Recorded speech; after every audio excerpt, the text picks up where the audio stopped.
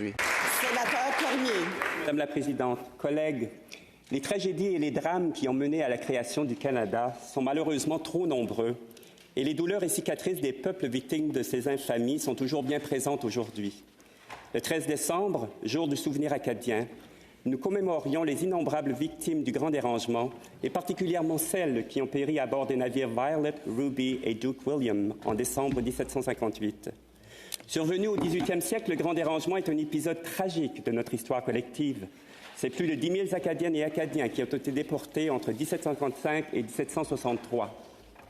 Ces événements sombres restent bien vivants dans notre mémoire collective, mais sont aussi une occasion de se projeter avec détermination vers l'avenir.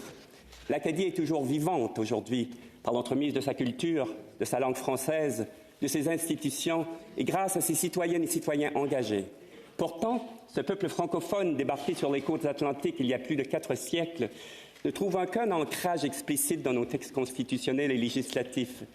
Il fait partie des communautés de langue officielle en situation minoritaire, bien sûr, mais il est avant tout un peuple unique par sa culture, sa langue et sa vitalité. Alors que la langue française est si fragile dans notre pays, assurons-nous, collègues, que ce peuple francophone canadien ait pleinement accès à un système d'éducation dans sa langue, de la toute petite enfance au poste secondaire, et qu'il soit pleinement reconnu dans nos institutions démocratiques. In closing, Senators, I'd like to take this opportunity.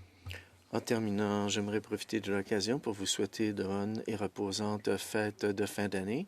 Et si je peux me permettre, chers collègues, j'aimerais partager cette pensée. J'espère qu'en 2024, nous passerons moins de temps à essayer de définir qui est indépendant et qui ne l'est pas.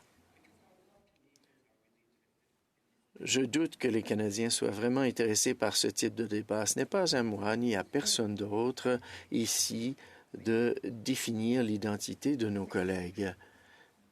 Récemment, nous avons trop entendu parler des sénateurs soi-disant indépendants. À mon avis, il s'agit d'un jeu politique peu fertile et peu respectueux des parlementaires qui se sont consacrés, qui se dévouent pour le Sénat.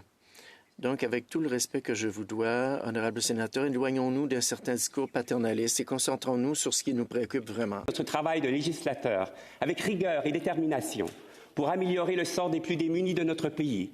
Et je nous invite à être de plus en plus solidaires les uns avec les autres, afin d'assurer à nos enfants et aux prochaines générations un avenir en santé, en sécurité, sur une planète saine et toujours habitable. Celui qui se définit comme étant un sénateur acadien indépendant vous remercie très sincèrement. Je vous souhaite de très joyeuses fêtes et je souhaite un bon anniversaire à la sénatrice Petitclerc.